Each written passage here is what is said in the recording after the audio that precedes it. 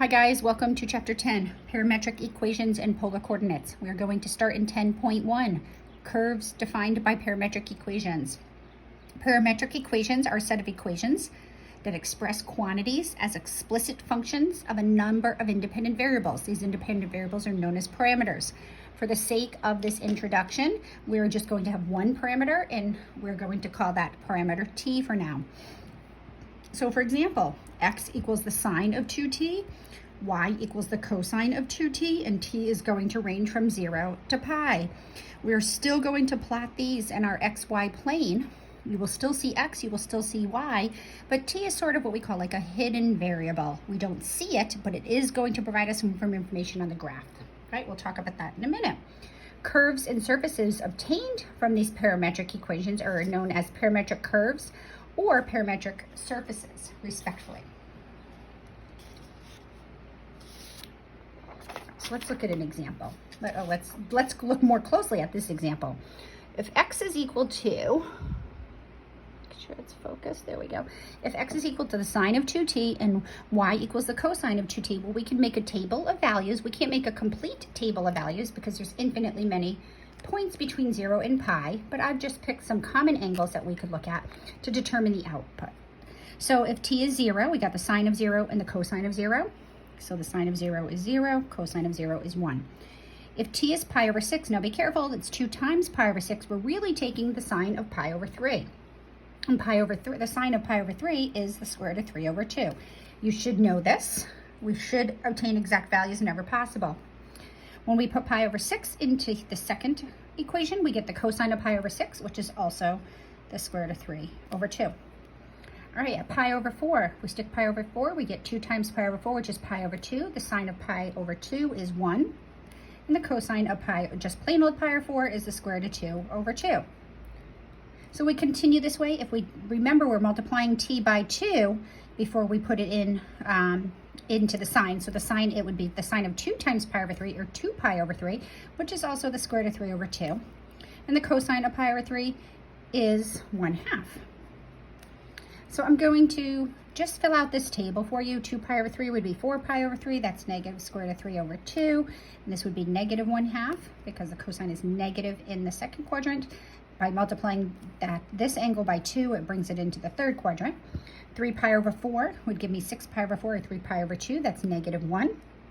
And this is going to be negative square root of 2 over 2.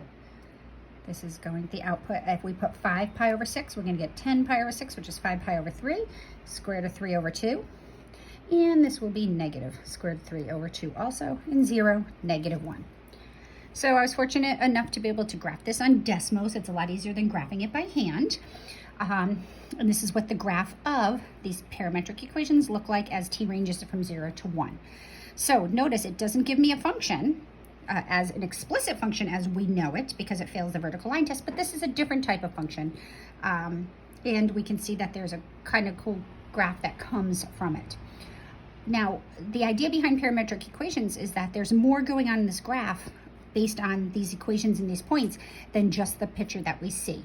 Notice at 0, if t is 0, that's where we start. We go from 0 to pi. When we start at 0, x is 0 and y is 1. So this is where the graph starts. We call this the initial point. It's the start of the graph. And as we move to the left, square root of 3 over 2, what is the square root of 3 over 2 about equal to? It's about 0.86, so square root of 3 over 2 is probably around here. We're probably at like this point right here. That would be the second point. And then we would be at 1. Square root of 2 over 2 must be that point, and then would be at square root of 3 over 2 here would be 0. So notice as we move left to right, as our inputs increase from 0 to pi, we're heading in this direction. So parametric curves not only give us a shape, but they also give us a direction. So I was started at, we're at 0, 0, then this is going to be negative square root of 3, so it's going to be right here. We're at this point, that's negative 1, negative square root of 2 over 2, then we're over here, and then we're stopping right here. This is when t equals 0, and then we stop here. We call this our terminal point. It's when we're at the very end of our interval of our values of t. So note the direction. This curve has direction. We start here and we move to the right, then we go to the left and we go back to the right as we move down.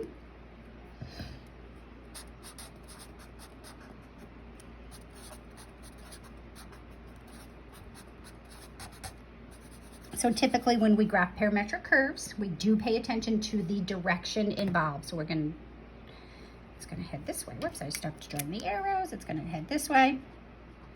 And it's going to end right there. So isn't that kind of cool?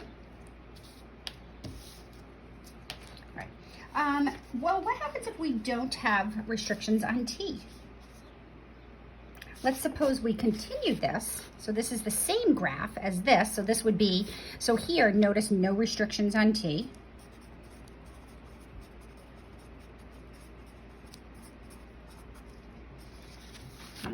No restrictions on t. So this would be the graph that we did on the previous page. This starts at t equals 0 and we head this way and it keeps going around this way.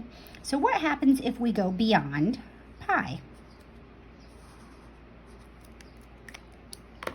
Well, if we go beyond pi, at 7 pi over 6, that's going to be 7 pi over 3. It's going to be the square root of 3 over 2.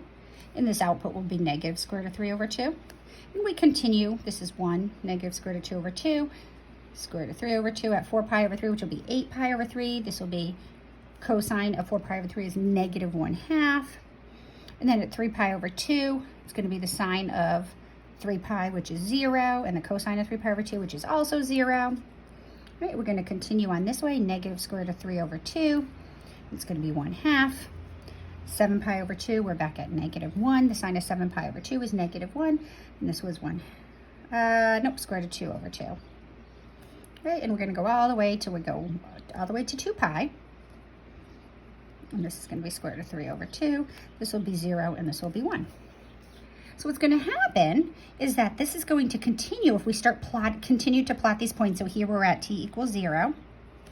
Here we're at t equals pi. It's going to do this. It's going to go this way. It's going to keep heading this way. It's going to loop back this way. If we plot these points, it's going to loop back this way. It's going to catch back up right where we started. Now notice we don't have an initial point here because t doesn't start at 0. T technically starts at negative infinity. So this has no starting point, and then t goes on forever. So what this graph is, it's the motion of a particle. We can think of it as something moving, and it does this hourglass sort of figure eight shape is better. It does this figure 8 shape forever, and it heads in this direction. It goes to the right and then down to the left, over, then up to the left like that. It's going to continue in that direction forever. So we don't always have an initial point, and we don't always have a terminal point. This is going to just continue forever and ever and ever. You can plot more values of t to see that. It's going to continue this way. Let's look at a different set of parametric equations. Let's look at 3 cosine t. X equals 3 cosine t, y equals 3 sine t. And t does go from 0 to 2 pi. So I'm going to do 0 to pi. And I'm going to do sum of the values. Well, at 0. Cosine of 0 is 1, so that's 3. This is going to be 0, so it's going to start at 3, 0 right here. At pi over 6, I just picked some common angles between 0 and 2 pi. At pi over 6, well, the cosine of pi over 6 is 3 pi over 2, so it's going to be 3 square root of 3 over 2. Right? And the sine is going to be 1/2, so it's going to be 3/2. I should have stuck with my smaller pen.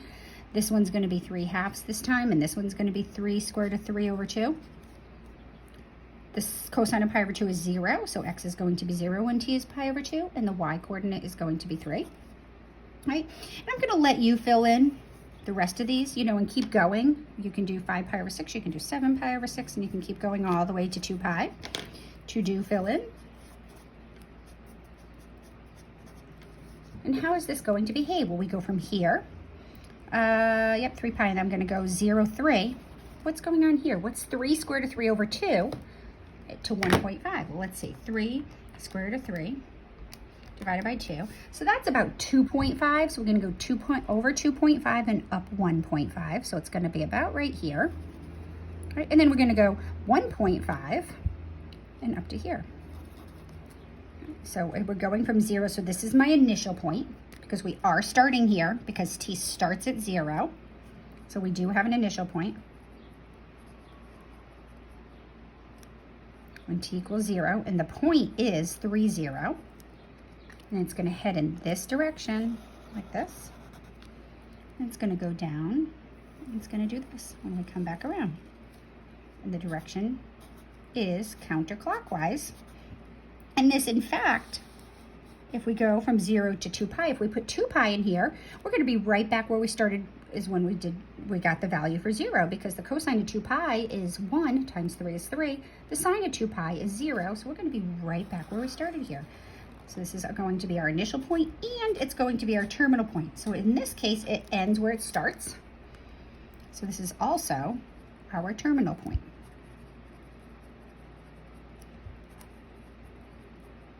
So this looks like a circle of radius 3.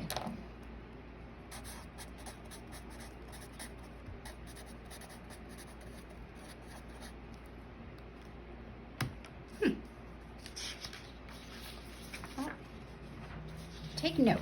Ready? We started with this, right? If x is equal to 3 cosine t and y equals 3 sine t, then what's x squared equal to? Well, x squared is going to be 9 cosine squared of t. Y squared is going to be 9 sine squared t. So, what's x squared plus y squared? Well, it's 9 cosine squared of t plus 9 sine squared of t. But notice on the right-hand side, we can factor a 9 out. We get cosine squared of 9 times the cosine squared of t plus the sine squared of t. But cosine squared plus sine squared is 1. So we can rewrite this parametric equations as x squared plus y squared equals 9. So the equivalent Cartesian equation is a circle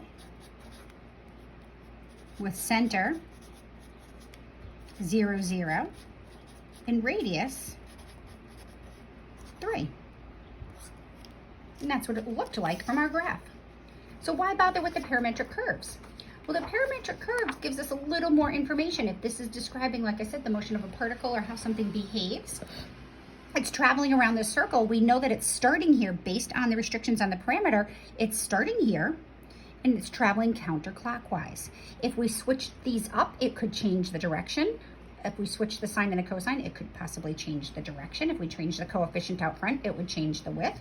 So the difference between the parametric curve x, the parametric curves, the parametric equations, x equals 3 cosine t and y equals 3 sine t, and the equivalent Cartesian equation, x squared plus y squared equals 9, is that this gives us more information on how this curve behaves. It includes direction, a starting point, and a terminal point.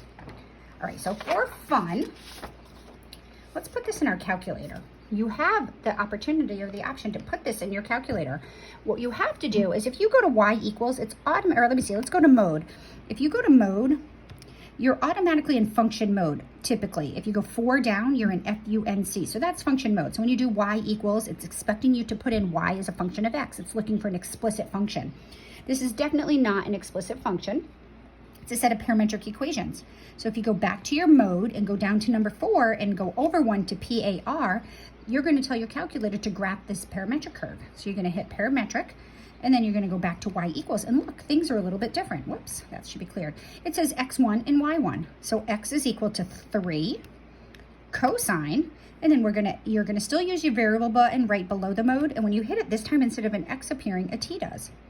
So my first parametric equation is 3 cosine t. The y one is 3 sine t. All right, now I can just hit graph. I'm not quite sure what's going to happen.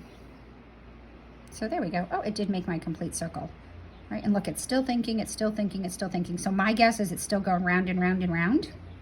But if we want to see specifically what's happening, oh, it's still going, so it's still going around and around. My guess is it's going to keep going around and around. All right. If I go to window, it says T max is -20. I'm sorry, T min is -20 and T max is 20. That must have been in there for a previous example. But my T's go from 0 to 2 pi. So I'm going to change this to 0. And then 2, you have a pi button above your caret. So go 2 pi. Right. Now you want your T step to be kind of small. And I'll show you what happens if it's not. 0.1 is typically a good T step. So let's graph this now. Now notice where this curve starts. I'm expecting it to start right here at 3, 0 because t starts at 0. So now when I graph it, look, oops, started there and it ends right there, and look, it's over. So this shows me one, now complete loop. It looks like an ellipse, but that's because your viewing rectangle is not square. Some of the newer ones are square, but it is a circle. It goes from -3 to 3 and -3 to 3. If you do your t-step too big, like we did t-steps about 30 degrees here, if you, so 30 degrees in radians is pretty tiny. If you go to window and you do t-step like big, like 1, for example, it's gonna do, well, 2 pi is only 6, is about 6. So it's gonna do 0, 1, 2, 3, 4, 5, and 6. So that's actually, that might not be that bad. Let's see. Oh, nope, see, it's pretty jumpy. So it's like, because it's not hitting all those points in between. So if I did it even more extreme, like my t-step to be 2, look how funky my graph is. It's just a triangle because it's doing 2, 4, and 6, because those are the only numbers from 0 to 2 pi that are multiples of 2. So you want your t-step to be tiny enough that it's going to plot enough points. So it's going to do 0.0, 0.1, 0.2, 0.3, 0.4, and we graph this, we're going to get a more detailed graph, and it starts and stops where we expect it to. All right, so what we did here, going from this to this, is called eliminating the parameter. So let's write that down.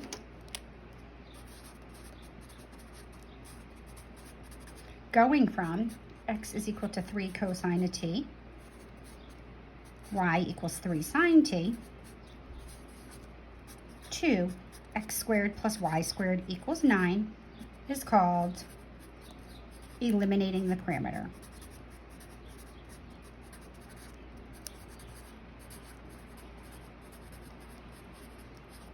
And here my parameter is t. So then we can look at it in its Cartesian sense. So I knew that this graph, by eliminating the parameter, or if you're not sure what a set of parametric equations is going to look like, you can attempt to eliminate the parameter and then attempt to graph it in its equivalent Cartesian equation. Problem is, this restriction can change things up. Like if I just go from 0 to pi, what happens if I go from 0 to pi? Let's go to window, and let's just change this to pi, right?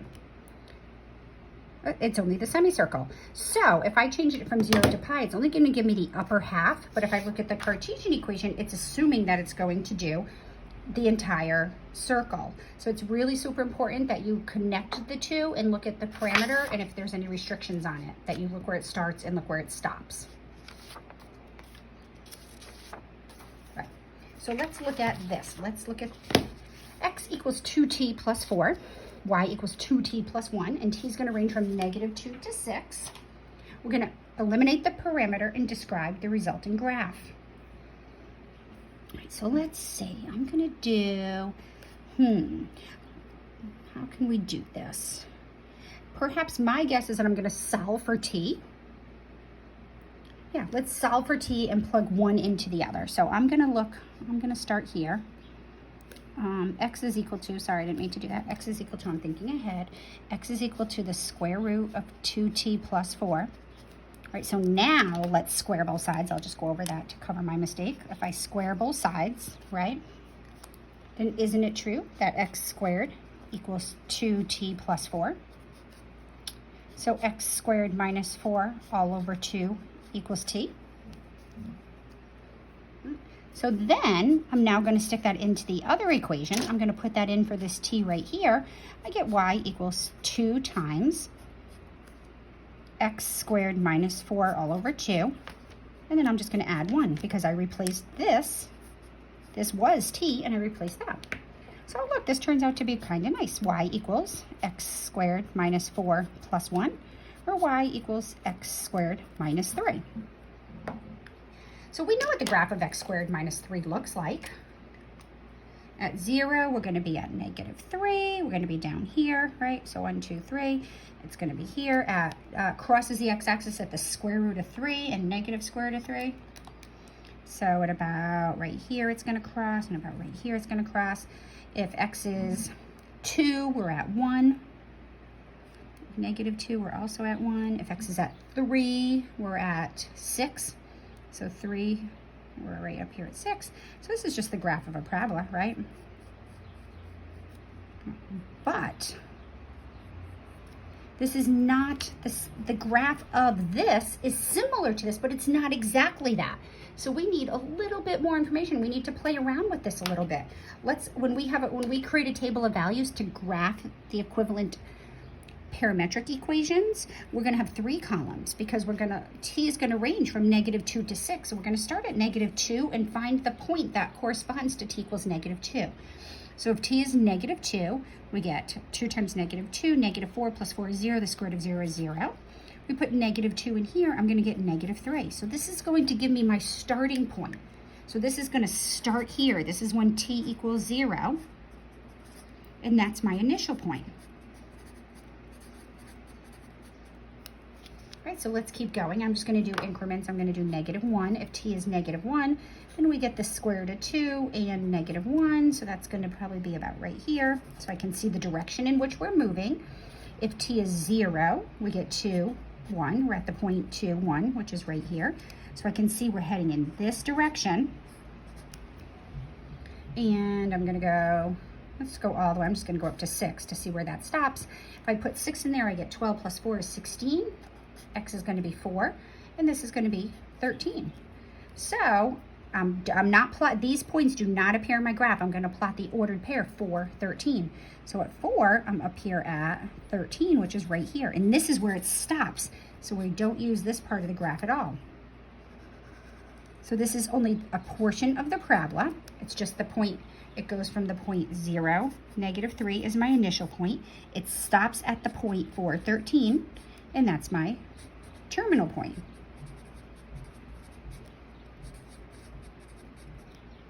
And we get that when t equals 6. So it starts there, and it stops there. And these arrows only indicate direction. They don't indicate that it goes on forever. So this is the equivalent Cartesian equation. Some of these get a little tricky to solve for the equivalent Cartesian equation. Just take some time and good algebra skills. All right, let's try one more. Let's see how this behaves. Oh, we have no restrictions on the parameter, so this gets a little bit trickier to draw. So let's eliminate the parameter and describe how this equation behaves, how the curve behaves. So, right, a couple things. We can solve for t here, or we can solve for t here. I would immediately go for this one because solving for t is a lot simpler. You have to be really careful when you solve for t here. So, let's see. I'm going to write this down, and I don't want you to do this, so hopefully I'm not planting a seed. If you solve for t here, remember you have to be really careful when you take the square root of a square. So t is squared. So if we take the square root of something squared, right, we get the square root of x plus 3 equals the square root of t squared. But what is the square root of t squared? You might have said t, but you're only half right. It may be -t. If we go back up here, let's suppose, all right, so here I'm going to put this down first. It's positive or -t is the square root of x plus 3. So when you take the square root of t squared, it's either positive or -t. So this is going to be really important. You want to try to avoid taking square roots of squares because then you don't have to do this. If t equals 4, then the square root of 4 squared is going to be 4, right? Which equals t, which is good. But what if t is -2? Then we have the square root of -2 squared, which is the square root of 4, which is 2, which is the opposite of t. So you don't know if you're going to get t or -t. We try to avoid this.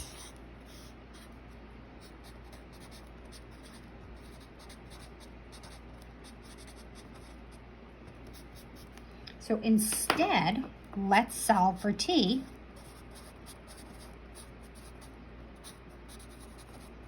Here, y equals 2t plus 1, so y minus 1 all over 2 equals t. So there's no ambiguity. Is it positive or it's negative? You want to be really careful when you're taking square roots of squares or fourth roots of fourths or even square roots of fourths.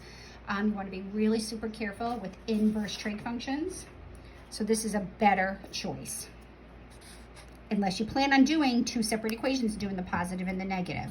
Because you'd have to do one where t equals the square root of x plus 3, and you'd have to do another one where t equals the opposite of the square root of x plus 3. So this is the better choice. Okay. All right, so now we're going to go back. So we're going to go back to the other equation. And we're going to stick in t equals y minus 1 over 2. So we have x equals y minus 1 all over 2 squared minus 3. All right, I know that looks a little bit rough, and this tends to make people a little bit nervous.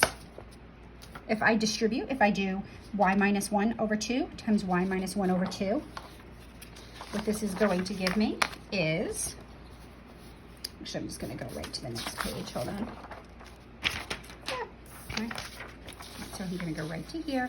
This is going to give me the parabola x is equal to 1/4 y squared. So make sure you can do the algebra here. 1/2 y minus 11/4.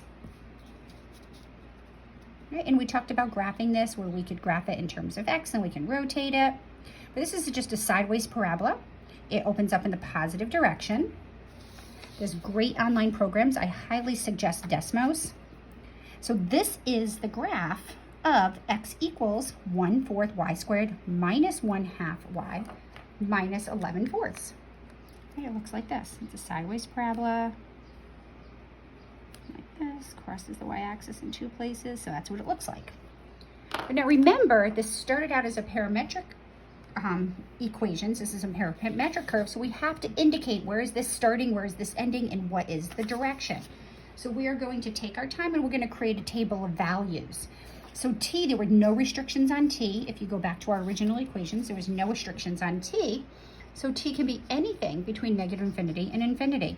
So I'm actually going to leave the first one blank, and I'm going to start at 0 and see how t behaves at 0. We would get if t is 0, x is negative 3, and y is 1. So that's going to be the point negative 3, 1, probably right here. I'll do this in pink.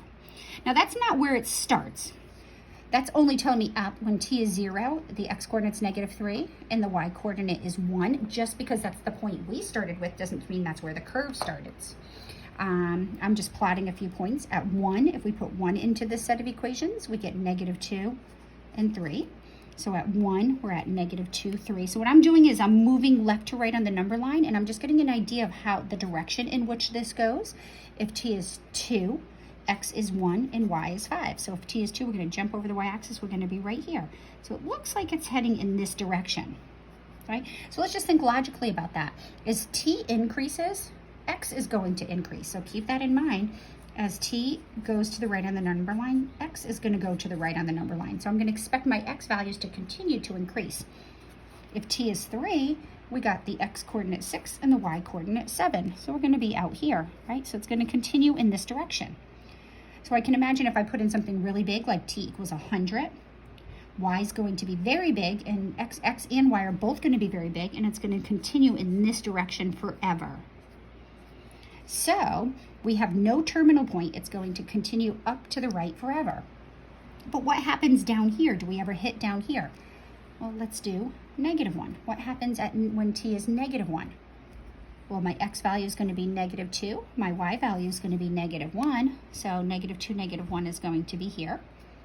If I do negative 2, I'm at 1, negative 3. So I'm going to be here. Now remember, on the number line, it's negative 1, negative 2. Oops, sorry, negative 2, negative 1, 0, 1, 2, so forth and so on. So I'm still, this was when t was negative 2. That's when t is negative 1. So it's still continuing in this direction. So what if t was negative infinity? What happens as t goes to negative infinity? As t goes to negative infinity, x is still going to go to infinity, but y is going to go to negative infinity.